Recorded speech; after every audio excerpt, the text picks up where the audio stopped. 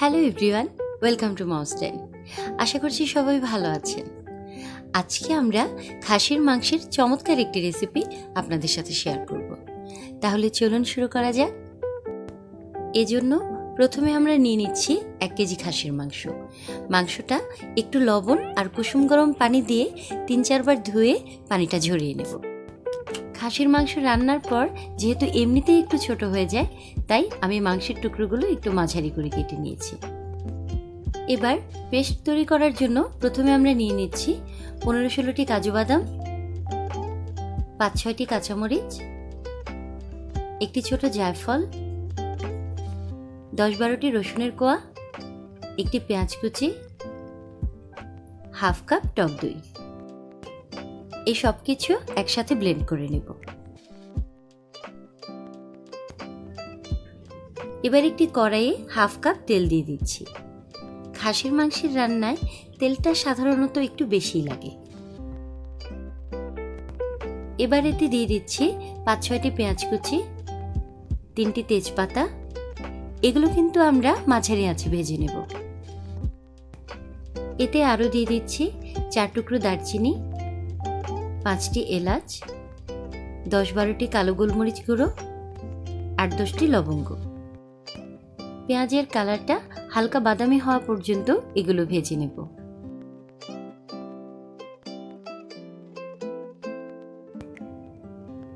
পেঁয়াজের কালারটা হালকা বাদামি রঙের হয়ে গিয়েছে। ধুয়ে রাখা মাংসটা এবার এতে দিয়ে দিচ্ছি।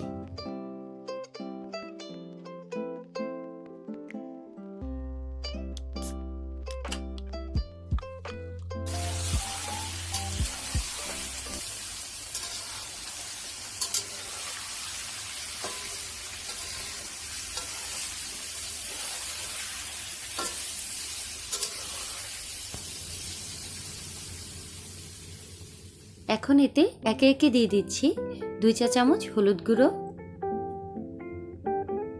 2 চা চামচ শুকনো মরিচ গুঁড়ো, 1 টেবিল চামচ জিরা গুঁড়ো, 1 চা চামচ ধনিয়া গুঁড়ো,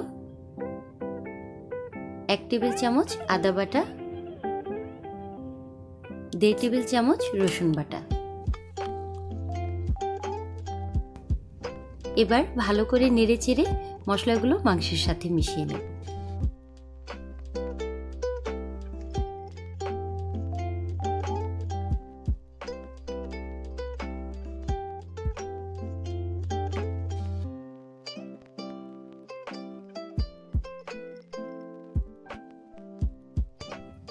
এবার মাংসে লবণ দিয়ে দিচ্ছি। লবণটা যার যার স্বাদ মতো দিয়ে নেবেন।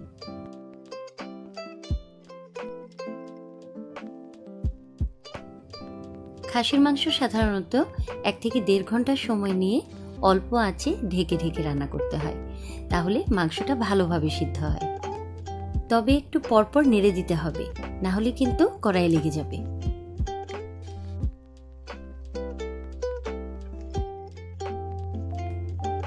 মাংসটা এবার ঢেকে দিয়ে 15 থেকে 20 মিনিট কষিয়ে নেব।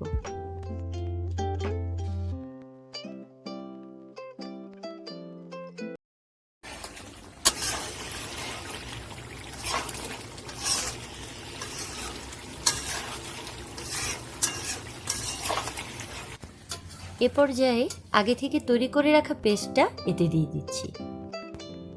পেস্টটা ভালোভাবে নেড়ে মিশিয়ে নেব।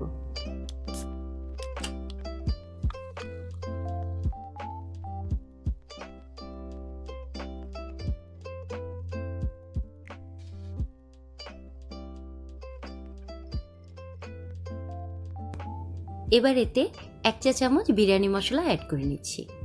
আমি এই রেসিপিতে সবসময় বিরিয়ানি মশলাটা অ্যাড করি, এতে চমৎকার একটা ফ্লেভার আসে। এবার ঢেকে অল্প আঁচে আরো 10 মিনিট রান্না করব।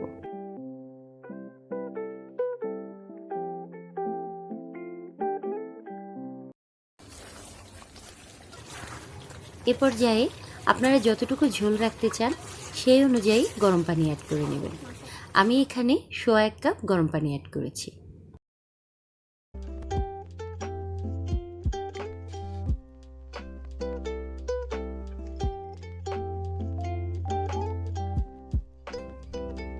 আবারও ঢেকে 40-45 মিনিট অল্প আঁচে রান্না করে নেব। তবে মাঝে মাঝে একটু নেড়ে দিতে হবে, নয়তো কড়াই লেগে যেতে পারে।